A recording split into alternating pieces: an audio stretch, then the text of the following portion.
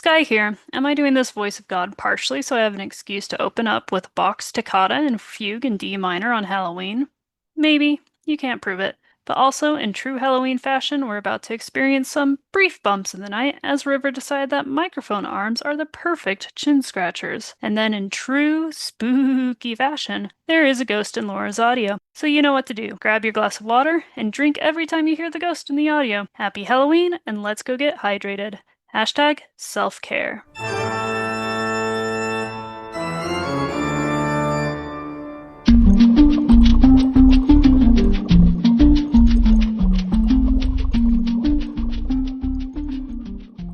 Hello, and welcome to Something Witchy, a Sabrina the Teenage Witch rewatch podcast. I'm Laura Cotter. And I'm Skye Orchard. How's your day going, Skye? It's cold, but you know. Are you much colder up there than I am down here? 45 degrees, supposedly. We're the same.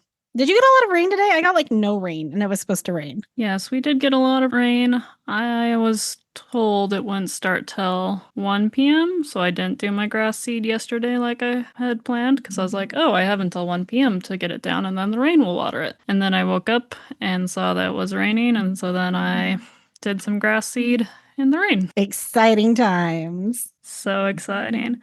But the day this will be airing, it will be Halloween. So happy Halloween, everyone. Happy Halloween. Are you dressing up for work? Yeah, you usually do, right? Yes. We'll see if it turns out. I don't want to say it right now in case it doesn't turn out. So, if it turns out, will you send me a picture that I can post on Halloween? I can.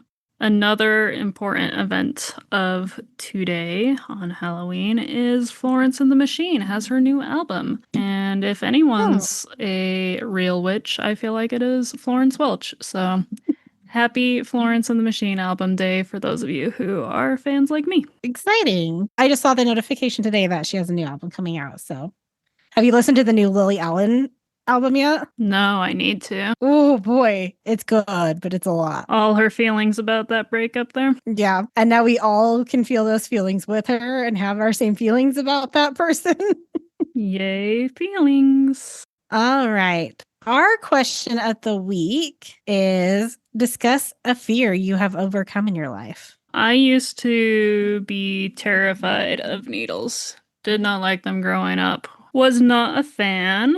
And then my mom paid for me to do phlebotomy courses while in college. The technical college near Utah State had them. So yeah, I became a certified phlebotomist for a little bit. Never used it, but that was a good way to get rid of the fear of needles. And it's sort of silly I had a fear of needles just because I love swords so much and like poking and stabbing people. You like to do the stabbing, not being the one stabbing. Exactly. But yeah, no, I have an appreciation for people's veins now. If I see a good vein, that's always exciting. Oh, okay. Did your mom specifically sign you up for that to help with your fear, or was that just a fun little side effect? Fun little side effect. My mom's a nurse, and so the idea was maybe phlebotomy was something I could do as like a job on the side and whatnot there. Nice. I see a fear I have that I don't know if I've fully conquered it, but I've definitely learned how to deal with it better. Is just my social anxiety. It got really bad when I was about 17 through, I would say by the time I hit 30, I was dealing with it better, but it caused me to miss out on a lot of stuff. Like there was a friend's wedding I didn't go to. There was another friend. I went on a birthday trip with her and a bunch of her friends to New Orleans, and I missed out on a lot of stuff just because I couldn't handle it. I didn't know how to articulate that. But now, as I've gotten older, I've learned better, like, one, how to just like push those weird anxieties aside and work through them, but also just recognize like when I do need to step away and have a moment so I can recharge and be ready again to be back out there. I won't necessarily say I've conquered it, but I've learned how to deal with it better, which is also the goal at the end of the day. Nice. My fear of heights is still going very strong. Don't anticipate that one going away anytime soon. I don't think I realized you had a fear of heights. That one has gotten progressively worse as I've gotten older. It hit when I was about in puberty, and then all of a sudden I was much taller than I was used to, and the ground was much further away, and I didn't know how to handle that. I'll go on roller coasters, but I won't go on those rides that are like just the straight up and down ones. I can't do that. I'm fine with like walking through woods, but I'm never going to be hiking along cliffs There was one day during the pandemic that I was just feeling so cooped up. I decided to just drive up one of the Conway Canyons as far as I could go. And it's the one that loops around and Oh, goes through yeah. Soldier's Hollow and comes back down. And what I didn't realize was how close that road is to the edge. And so the whole time I'm going like 20 miles an hour, just being like, like trying to, because I'm like, you can't turn around. There's nowhere to go but up. You just, once you're on, you just got to keep going. So I made it through and I was proud of myself, but I will never make that mistake ever again. That's quite a drive to take when you don't like heights. I was like, surely there will be more road. Surely they would not have this faith in humanity. But you have a lot of faith in humanity. I can't imagine driving that when it's snowy. Like, no, absolutely not. Guardsmen's and Soldier is closed during winter. Oh, good. That's why, because it's insanity. It's a very brief window that it's actually open. And I think I went up in like August, so it was fully clear. All right, let's get into our episode, shall we? Let's do it. This is season 2, episode 21. Fear strikes up a conversation. Our TV guide description. Oh, this is, by the way, verbatim from the TV guide website. I'm not making any edits. Sabrina erases her fears before reading an essay in front of a school assembly, and her fears stalk the school halls, causing everyone to be afraid of the smallest things. Quite the stutter you had right there. Because it's the fear stalk the school halls. I mean, kudos to TV Guide. They definitely didn't use AI on these. Our Hulu description, and I'm going to assume this is the same for Paramount Plus, is public speaking seems like a breeze for Sabrina after coming face to face with her fears in the other realm. I think I like the TV Guide one better, even with its typo. I think it's a wash for me. Both equally good, both equally bad. Both equally mid. All right. It originally aired April 3rd, 1998. It was directed by Chuck Vinson, who directed Jenny's Non-Dream, and writer Frank Conniff. 3 guest stars. First off is Steve Allen as Fear, with possibly the shortest cameo in the series. He is a comedian, and I think Skye's going to talk more about him later. He was also in Casino, St. Elsewhere, and Heart to Heart, the TV show. Then we have Carl Michael Lindner returning as Dr. Brickman. And finally, Donald Craig as Franklin Delano Roosevelt from things like Murder, She Wrote, Dragnet, MacGyver, and Small Wonder. What are your overall thoughts on this one, Skye? There were some great lines in this episode. I think that was my favorite part, was just some of these lines. So kudos to Frank, and it was a fun time. I really love the B storyline. I really love Beth in this. I feel like it was her time to shine and to show a different side of her. I really loved her in this. I don't like the premise of the A story, which I'll talk about later, but overall, it was a fun, classic hijinksy magic one. I give it a solid B.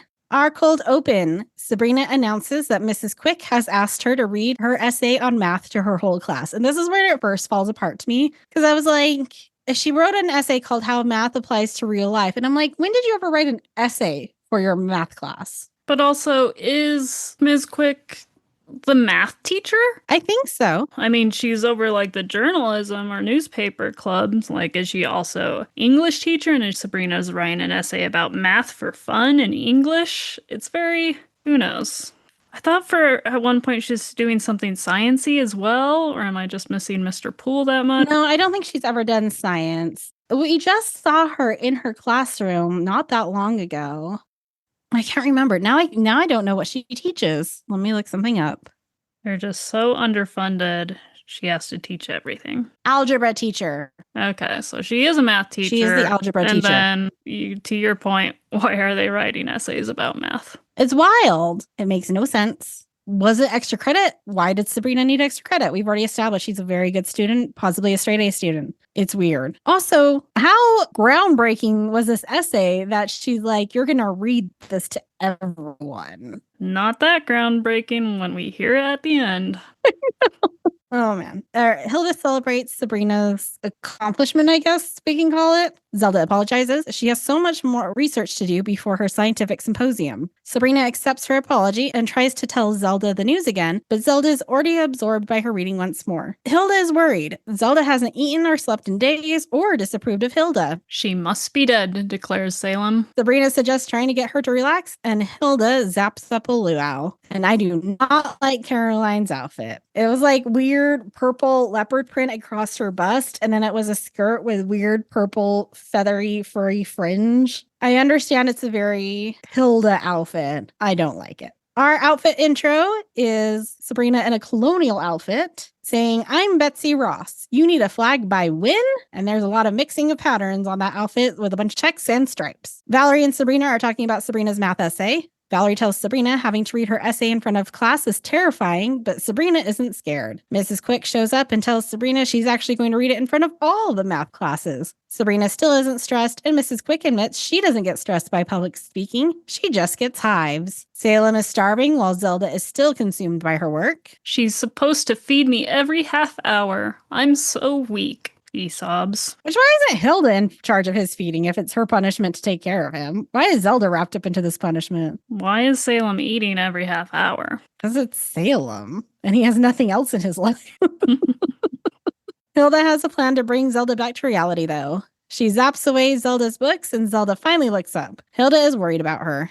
Zelda says she can't just stop cold turkey, though. Hilda takes her into the living room to organize the family photos to keep her occupied without getting stressed out. Zelda quickly turns it into a larger, more stressful project, though, with one comment being Uncle Toots's black hair would look best next to Uncle Emmett's yellow teeth. Libby stops by at lunch to ask for congratulations for becoming the new spring queen. Valerie points out they haven't even voted yet, and Libby says, "Voting? Oh, please." Harvey joins and announces he's trying out for track again. But last year you impaled yourself on the hurdles, Sabrina says, to which Harvey replies, "Yes, but on the bright side, I discovered I like eating food from a tube."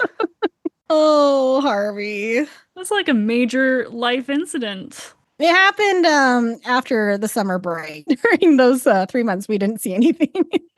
Valerie tells him that Sabrina is reading her essay to all the math classes. They start piling on about all the things that could go wrong. Mrs. Quick comes by and says that Sabrina is going to read her essay at tomorrow's assembly. Suddenly, Sabrina starts to look nervous. Libby comes back and says she'll be in the front row, just like she was for Titanic. Only this one will be way more disastrous. So helpful, Libby. Sabrina tries to convince Mr. Kraft to remove her from the assembly, but he refuses. He needs this assembly to be perfect. Sabrina starts to grow even more nervous. He first tried to get Steve Allen, but he was already booked. A quick other fact about Steve Allen is he was the co-creator and first host of The Tonight Show, which was the first ever late-night talk show. And then Mr. Kraft says the speech has to be as good as FDR's first inaugural address, Lincoln at Gettysburg, and Billy Crystal at the Oscars. Level good. We do get a little Easter egg because in FDR's first inaugural speech is where he says the only thing you have to fear is fear itself, which Sabrina's about to bring up in a moment. Do you think they did that on purpose? I would hope so. You have more faith in these writers than I do.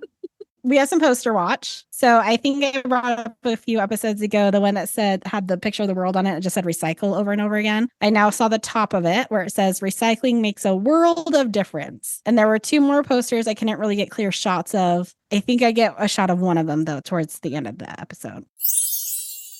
Salem is eating a sour ball he found under the couch when Sabrina comes in with her big problem. Hilda stops her from going to Zelda to try and help her. Hilda ends up giving her some good advice about learning to live with and deal with her fear, but Sabrina isn't happy with it and storms off. Hilda wonders if she should just go to Zelda. She approaches Zelda, who's frantically organizing photos. She suddenly stops, and steam comes out of her ears. As she says, "Danger, Will Robinson," which that phrase originates from the 1965 to 68 series Lost in Space, which was inspired by the novel The Swiss Family Robinson. It follows the adventures of the Robinsons as they struggle to survive in the depths of space. The robot attached to the family would say, "Danger, Will Robinson," anytime it sensed an impending threat to the boy, shockingly named Will Robinson. Wait, the Swiss Family Robinson was in space? No, this series was inspired by the book. The book came out in 1812. And then in the 1960s, someone was like, well, what if we did this plot, but in space? Oh,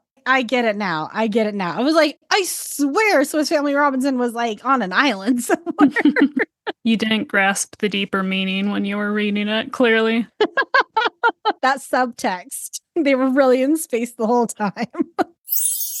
When Zelda speaks again, she's speaking like a 1920s flapper and starts doing the Charleston. According to the subtitles, this is called a bimbo voice. Oh, I did not notice the bimbo voice. I don't know if it was on your subtitles, it was on mine, so. When she started doing the 1920s voice, my original thought was, oh, something like a family member from one of these photos has possessed her. That's what's going on. I made a little side plot in my head that was quickly dismissed. I'm sorry about that. Sabrina is hiding under her blankets and Salem tries to get her to come out. He suggests she use the magic book. Sabrina finds a spell to remove her fear, but there's a warning from FDR. He warns her that using magic to get rid of her fear could cast a shadow on the rest of her life. And apparently in his famous speech, what he wanted to say was, "We have nothing to fear but poverty." Fair, FDR. Sabrina is unimpressed with his accomplishments and points out that he never had to read an essay in front of a school assembly. Sabrina goes forward with completing the spell and hiccups out a black cloud. She is now looking forward to the assembly tomorrow. The fear was scared out of her, and she picks up Salem and swings him around. You know I can't stand this ride.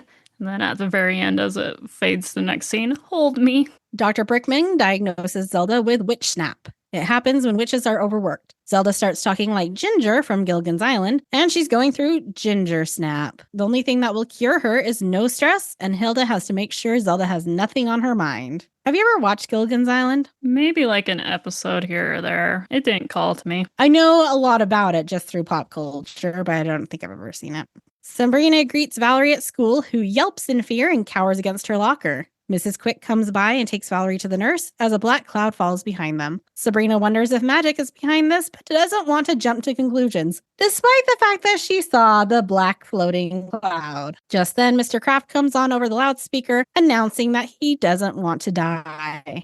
Zelda is playing with Salem, talking like a little kid. She's going through the sugar snap phase. Does Kevorkian do animals? Asks Salem.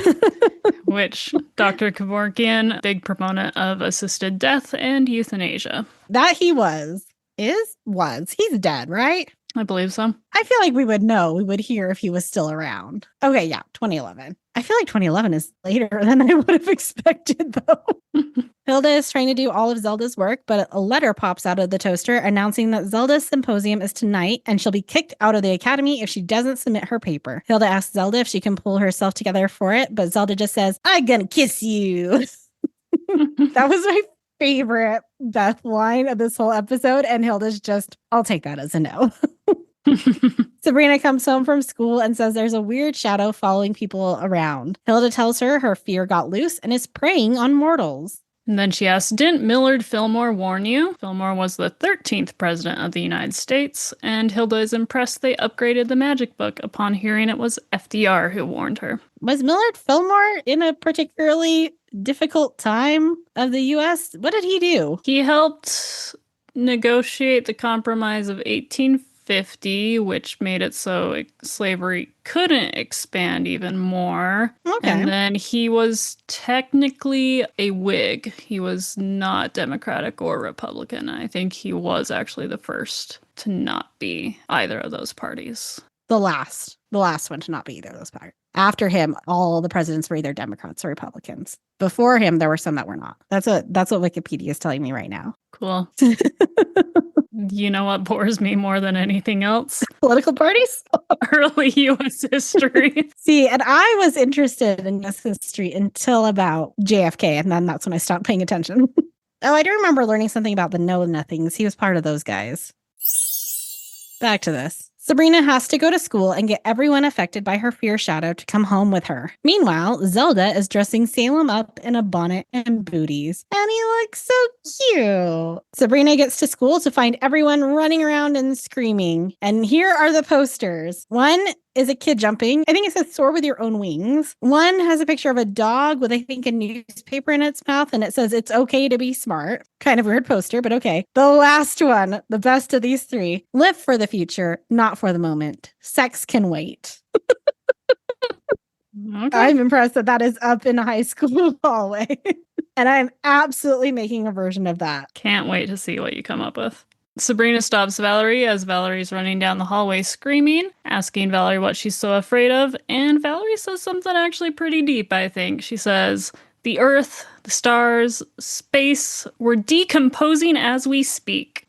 Not wrong. Valerie's anxiety didn't bother me in this episode I wonder why. because it was supposed to be anxious. Sabrina tries to get Mr. Kraft to get everyone to her house, but he's too afraid and paranoid. Libby comes by and she's freaking out about potentially not becoming Spring Queen. I know you. You're one of the 4 horsemen, the one with too much eyeshadow, Kraft says to Libby. And then he says, we should have never stopped school prayer. Oh, I missed that one. It was under his breath, and I've almost missed it too. I was like, oh, okay. There's 2 more posters behind Sabrina. One that I only saw the bottom of it says it can color any situation. And then another poster that says nothing great was ever achieved without enthusiasm. I am absolutely able to do great things without being enthusiastic about them.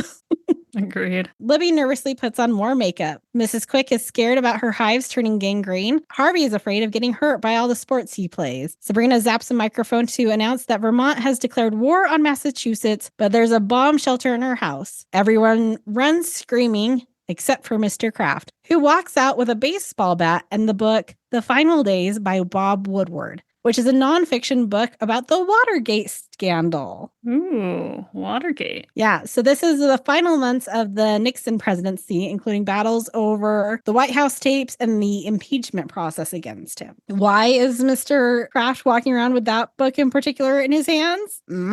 That's what you read at the end of the world. I was expecting it to be a book about like some crazy apocalyptic conspiracy theory, and I was like, that's not what I thought that book was going to be. Little light Nixon to end your day. Hilda is practicing reading Zelda's speech, but struggles on the 4th word. Zelda corrects her, and Hilda is hopeful she's better. But Zelda just keeps repeating the correct pronunciation over and over. Hilda is freaking out about her potato verbal skills. Salem chimes in. It's pronounced potato. Helpful. Sabrina gets back home with everyone outside. Hilda tells her to get the fear shadow through the linen closet and into the other realm. But how? Just like dogs can smell fear, fear can smell dogs, and Hilda zaps a bunch of dogs. Can dogs actually smell fear? I think that's giving dogs a lot of credit. Dogs can absolutely tell when you don't want them around because dogs are fine for other people. I'm just not comfortable with them. And they absolutely know that, and I'm a magnet for dogs. The fear shadow zooms into the house, up the stairs, and into the linen closet, followed by a bunch of tiny little dogs. And they come up the back staircase that we never see. Sabrina then has to go to the other realm and deal with it. Otherwise, her fear will always haunt her. Hilda tells her to go find the quizmaster to help her, and she ushers Zelda through the closet as well. We have a very quick scene where Sabrina and Quizmaster are wandering through a dark forest. Then to Hilda giving Zelda's speech and trying to start with jokes that no one laughs at. And again, in the audience, there are so many hats in the other realm. So we started off the episode with it. Zelda's presenting to Nobel laureates. Is it just all the wizards in the other realm who have earned all the Nobel prizes? The way some of those people's minds work, I would absolutely believe they're all witches. I was reading one about like the 1930s physics prize, I think, went to this Indian guy who figured out a way to use lasers to tell which molecules you were looking at, which chemicals you're looking at. And it's used today as chemical analysis. And I was just like, in the 30s? They didn't have like screens you could look at for that kind of stuff yet. Like, that's witchcraft. That's 100% witchcraft. Zelda continues to just make faces, and Hilda struggles to read the paper. She tries to concentrate, but freezes, and smoke comes out of her ears. Just then, Zelda snaps out of it. Hilda starts to sing the Itsy Bitsy Spider. Quizmaster points out a door that Sabrina has to make it through without turning back. She continues on the path, first being scared by Mrs. Quick, who tells her that no university will accept her. Quizmaster forces Sabrina to move forward as Mrs. Quick says she won't do well on her SATs. Sabrina deals with her fear of not getting into college. Next, Valerie jumps out and scares her. Valerie says a soft heart will only hold Sabrina back in the real world. Sabrina starts listing off other nice people who are successful. Valerie leaves, but Sabrina tries to leave again, with Quizmaster stopping her. Zelda has Hilda sit off to the side and then tries to get back to reading her paper, but Hilda has put it into a pitcher of water, not a carafe. In the forest of fear, Libby jumps out dressed like a clown. We find out that the Quizmaster is afraid of clowns, and Sabrina has this great line of, "Oh, so the way you dress is how you confront your fears." And then Quizmaster says, "Are you afraid of being snatched bald-headed?" Also, The last thing Valerie just said to her was like, you're too nice. You're never going to be successful. That was a pretty mean thing to say to Quizmaster. I don't understand this need to paint Sabrina as the nicest, sweetest person. She can be mean. She can. Libby says that everyone talks about how Sabrina is different. Harvey joins, saying he doesn't care if she's different. Mr. Kraft then joins, saying Sabrina is a witch. Valerie and Mrs. Quick appear again, and they all chant, "You're a witch." Sabrina screams and cowers. And I was like, oh, this is a good place to do a commercial break. And it doesn't. She's just screaming, cowering for like a second. And then she pops up and she's like, oh, wait, but I'm a witch and I love being a witch. And that means I can just zap you all away. And she just zaps them all away. And that fear is dealt with. And she's made it to the door. She walks through it and into the auditorium where Mrs. Quick is announcing that Sabrina is coming up to read her essay. The fear shadow follows her in. Sabrina starts to read her essay and it's going well. As she continues, the fear shadow gets smaller and smaller. She finishes her speech and goes over to the quizmaster, who congratulates her and introduces to her fear, who looks just like Steve Allen. He says 2 lines and then shrinks down, and Sabrina celebrates her fear being gone forever. The quizmaster points out a small embroidered patch of Steve Allen on her shirt, there to remind her that fear will always be a part of you, but you just have to be willing to deal with it. Which comedian would you have embroidered on your shirt to symbolize your fear? Taylor Tomlinson, Kate McKinnon, or Amy Poehler. One of those 3. I was going to choose Taylor Tomlinson. She's got that good millennial anxiety vibe going. Quizmaster tells her to lighten up when she complains about the patch, so she zaps herself into a clown costume and chases him off. In our end tag, Sabrina is telling Zelda about how successful her speech was, but Zelda isn't super excited. Her scientific career is in shambles, but a letter pops out of the toaster. Zelda has been invited to study abnormal phenomena in already abnormal witches. Hilda comes in with an accordion and acting like Lawrence Welk. This is perfect for Zelda's study. Sabrina admits that Hilda playing the accordion is her biggest fear. Did you ever watch the Lawrence Welk show? I did not. It was on PBS. I've watched a lot of the Lawrence Welk show.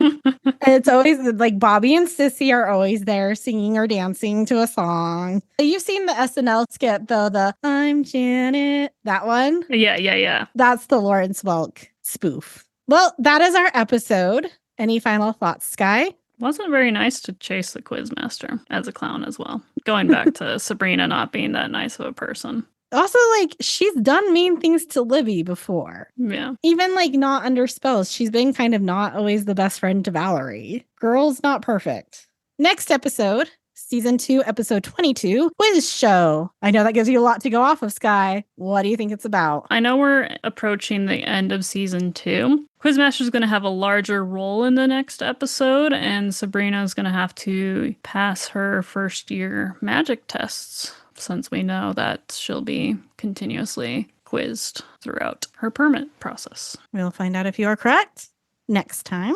Until then, you can like, share, rate, and subscribe to this podcast. You can email us at somethingwitchypod@gmail.com and follow us on Instagram at somethingwitchypod and TikTok at something.witchy.pod. I also posted on our threads for the first time ever last week, so maybe stay tuned there. We'll see if I do anything more on that channel. Until next time, stay magical.